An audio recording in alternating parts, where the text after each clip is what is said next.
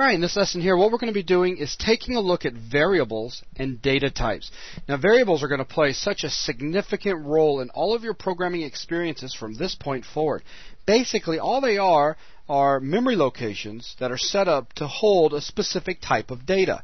Now, why would you want to store data? Well, think about it. Just in our common day life, every day, we have to remember things, and we remember things for specific reasons so that later we can recall that information for doing something with it. Well, it's no different when we go in here and we start developing our own applications, because as we start working inside the, let's say, the guts of the application, we need to occasionally store information, add information to that, retrieve the information for doing something. And we do this all through variables. So all it is a simple memory location that has been designated to hold a specific type of data. And this takes us into data types. Now, there are all sorts of different types that we can establish inside of C or C++. Now, in this lesson here, we're only going to focus on 3 of those, because when we start working with some of the other ones, there's some interesting things that we're going to have to start talking about. Well, in this case, though, we'll just start out simple. We're going to talk about the int, the float, and the double. So with that being said, let me go ahead and turn it on over to Joel. All right. The first question that you probably would have is, how am I going to go about creating these variables? Yeah, how do you declare a variable? Right. So let's go into here, and all you need to do is say the first specify the data type, and in this case it will be int, which is an integer. In other words, anything that is a whole number, like 2, 3, 4, 5, whatever, okay. negative 10, but not actual decimal values like 36.26, something like that. So what we can do is now, after we have the data type, we can give it a name, some friendly name. Say temp int. So a temporary integer. So that's just our name. But that name could be just about anything. It could have been Buzz. It could have been Buzz. It could have been anything. Although there are a few rules that you may need to remember, like you cannot start it with a number. You can't put spaces in the middle of it. Right. Okay. Certain rules that need to be remembered. Yeah, kind of common sense type things. Right. And with that, all you need to do is end in a semicolon, as pretty much any line. Okay. So now we actually have our variable, our integer variable, declared. Okay. But as of yet, there's nothing really in temp integer. Well, there is something, but we don't know what it is. Exactly. At this point, just by declaring it with the line that you used there, all that's happened is Windows has simply said, here is, or your operating system, here is some memory that is the size required to hold the particular data type, in this case an integer, and here's that location, and now you can get to that location quickly by using the friendly name temp int. Right. But whatever was in there, whatever data was there, is still there, just some random numbers. Exactly. So we could go in here and just type out the name, so temp int, and we can use the assignment operator, equals, and say it equals, say, 45. Which is going to take the number 45 and put it into that memory location. Exactly. Now, this is very important. This is called initialization. Without doing initialization, if you forget that you haven't actually put something in there and later on turn around and use temp int, you could get yourself in a lot of trouble because it may be containing some type of really crazy data that you may not want to be using. Exactly. So we may want to just go ahead and actually right here we can go ahead and delete this out. Okay. And go ahead and type in temp int equals, and then end that quotation, and do another output, and let's call this temp int. So we're going to output to our output stream temp int. Right. Now, don't let this confuse you that over here you see we've got these quotes as I rip the mouse away from poor Joel. Basically, what's inside these quotes right here is just treated like a string, you know? It's anything that you want to put in there. I could have said, hello, how's it going? Hello world equals, it doesn't matter. This right here is just going to be output straight to the screen, period. Now over here, you'll notice there are no quotes around this guy. And what's going to happen here is, well, without no quotes around it, we're going to be referring to the data that's being stored inside of temp int, which in this case happens to be 45. Right. This may even make it a little bit more clear if we go in here and say, my variable temp int equals. Excellent. So with that, we also have an end line, and let's go ahead and see how this looks. So let's go ahead and press Control F5. Do you want to build? Yes, I want to build. And it builds and links, and you'll see that it says, let's move this down, my variable temp int equals 45. Hey, I say it works. Yes, it does. Now, yes, it does? Yes, it does. Yes. Okay, so now we've got a couple of other variable types to talk about, but before we get into those, because those are going to be really brief discussions. Let's take a look at something that I find to be very valuable when working in C++, and that is the ability to kind of debug your code. Now, I know we've got later on a full lesson on debugging, right. But right now, the reason I want to show a little bit of debugging stuff is because we have the ability to actually see what memory location this information is being stored in and what information is in that memory location at any given time. So, yeah, why don't we do that? We can press any key. And down here we have, on line 9, we have our initialization. Let's press F9. Basically, we're setting a breakpoint here, so we stop at this point when we get into our debugger. But we'll talk about that more in the debugging lesson. And let's go up into debug, and all we need to do is press F5 or start. And now we're dropped into, basically, we can go one line at a time through our code. Right. And you'll see that we're on this line, temp int equals 45. And down here in our autos window here, basically it's showing all the variables that basically Visual Studio is saying is relevant to us. So we have our temp int variable here, and you'll notice if over here in the value, our value is some negative weird number. Yeah. We don't really know what it is. Definitely not 45. Definitely not 45. So that's why we need to always initialize our variables. Otherwise, we don't know what's in it. That's because at this point, in case you're wondering, the breakpoint means we stopped at that line. We have yet to execute that line. Right. So if we press F10, now we've executed that line, move to the next. You can see with the yellow, actually, you can see with the yellow arrow on the side which line's about to be executed. Right. So now that we've executed the one, take a look at what happened to our value. Right down here, our value is now 45. Excellent. And if you look up here, we have this memory 1 section. Right now I have it automatically come up, but if we exit this out, let's just exit it out, and you'll notice if we come up to here with our section here, our menu, we can come down to memory, and we can choose to add a memory window. So if we press memory 1, you'll notice now we have a memory window that's actually showing our memory, our computer's memory. So basically what Joel has just done is opened up somebody's brain and he's looking inside. Oh, yeah. You're looking at the actual data that exists at those memory locations in your RAM at this very moment. Actually, it's our RAM, but... Our RAM. So if you look here, we have... So be careful! Don't go messing around with this without being careful. Yes. Notice we have the address here, and this is where, in our case, we want to look for the address of temp int. Now, all you need to do is put an ampersand and then type in the variable name. We'll be explaining this more in the pointers section, but all you need to do is that, and if we press enter, you'll notice we jump down, as we already were, in fact, to our memory address for our temporary integer. Right. And you'll notice we have a 2D 000000. Yeah. Our integer is 4 bytes. And you'll notice that's why each one of these is going to be 1 byte, each set of zeros. That's right. So this is a total of 4 bytes all the way to here. That's right. So this 2D is, in hex, 45. That's right. As a matter of fact, by holding your mouse over, look at a little pop-up right there. It brings up a pop-up. Isn't that sweet? And for those of you that are going, 2D is 45, what? Well, this is base 16. So D is, you can, this is how you count. 0, 1, 2, 3, 4, 5, 6, 7, 8, 9, A, B, C, D, E, F. Right. Then as soon as we get to 16, 16 is 1, 0, because 16 is the second column over. Well, you got 2D, so you've got two 16s. Add those guys together. And you get 32. There you go. And then you add 13, and you get 45. Hey!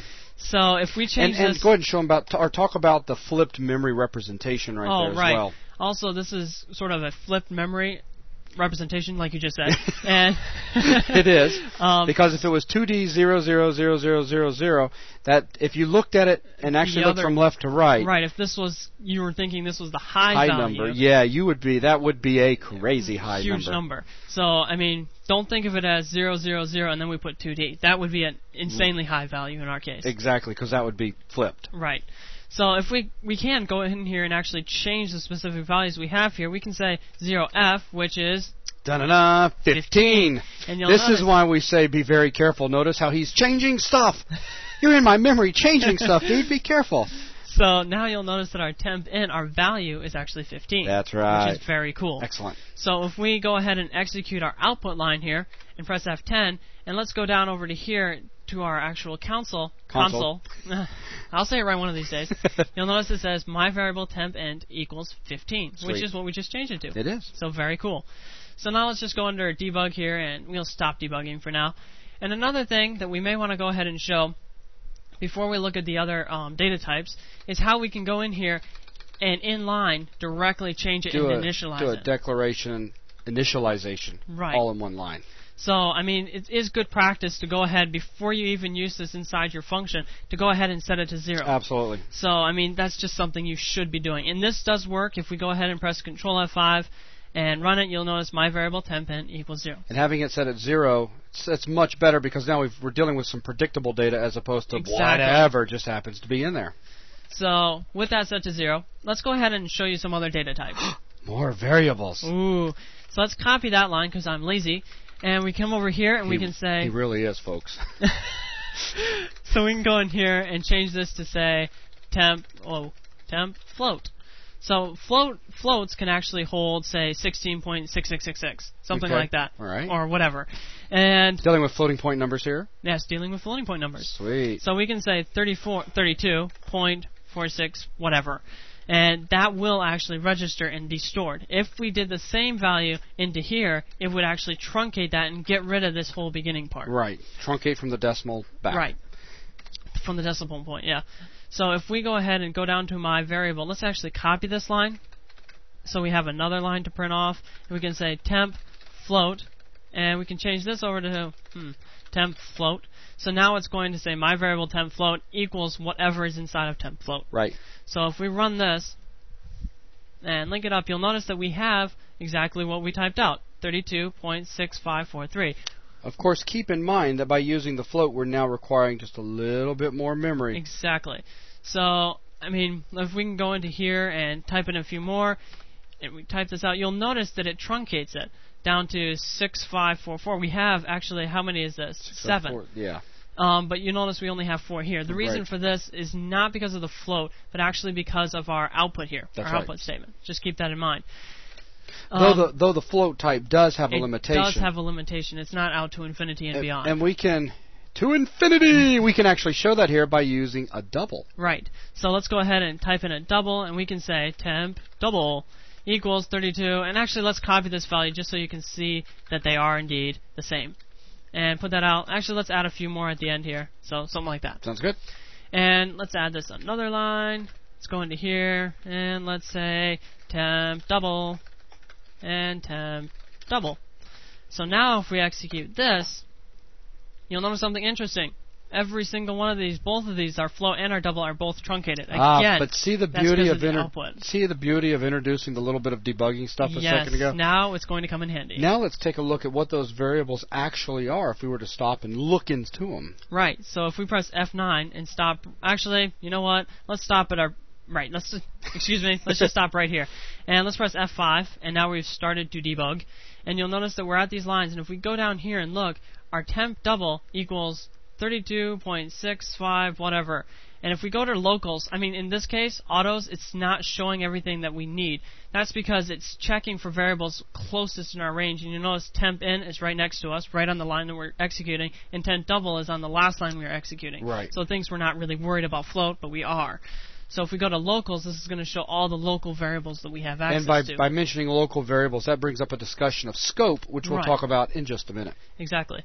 So if you look down here to our temp int, we have a value of 32, as we specified in our integer, and temp double is this long number out here, but then our temp float only goes to here and then stops. Mm-hmm. The reason for that is our temp float cannot hold as much, doesn't have as much accuracy as our double does. Exactly.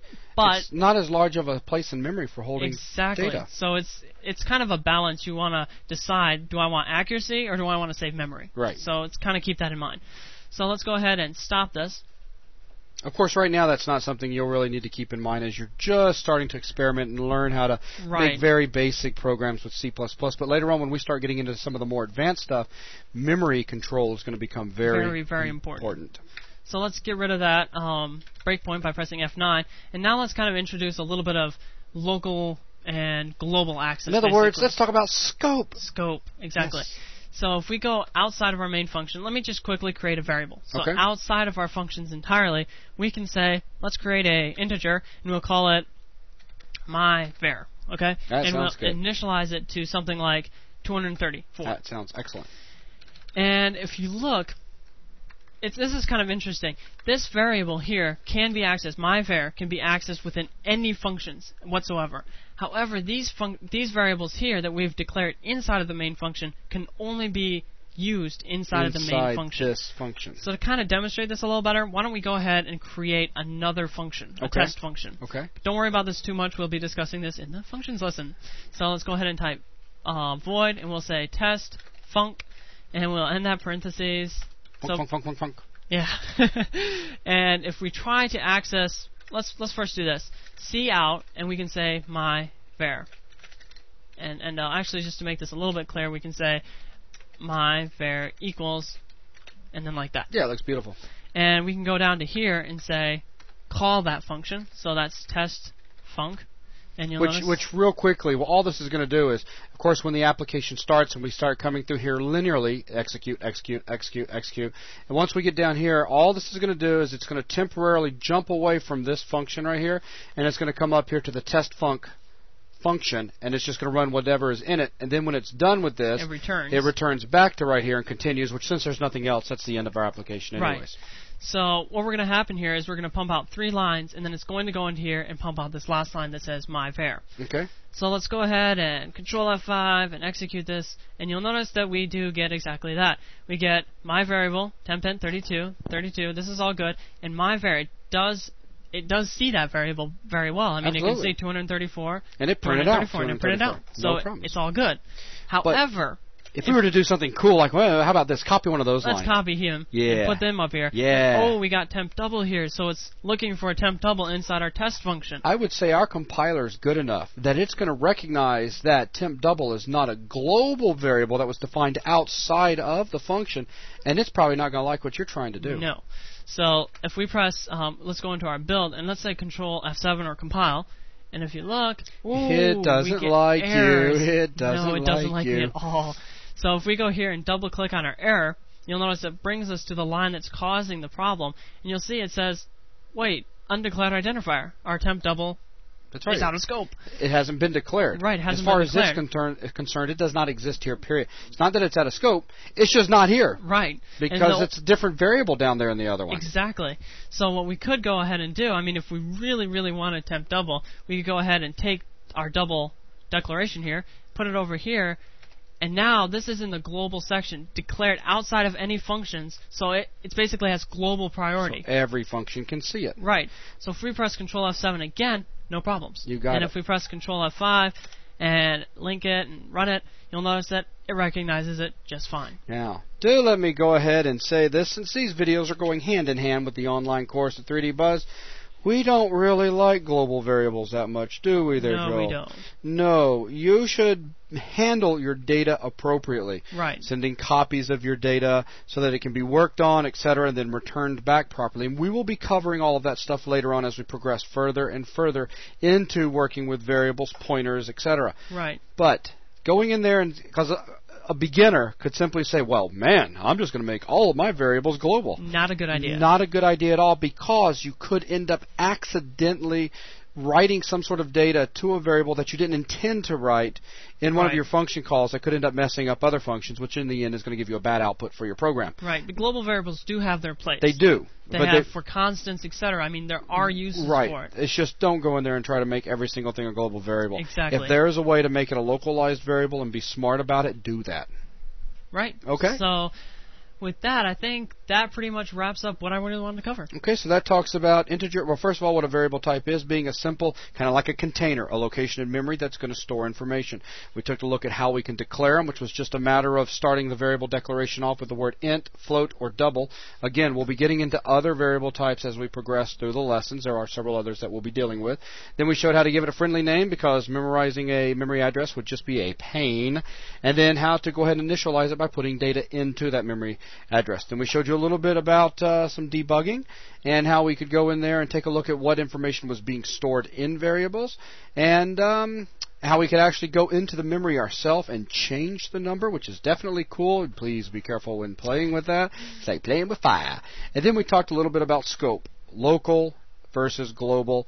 Things that are declared inside the function being local, not seen outside in other functions if they were not declared over here. And if it is declared over here, it's a separate variable altogether, just happen to have the same name. And then by setting it outside of our functions, making it global so that it is seen by all of the functions. And with that, that's just going to wrap up this quick introduction to variables and scope and data types. So thanks a lot.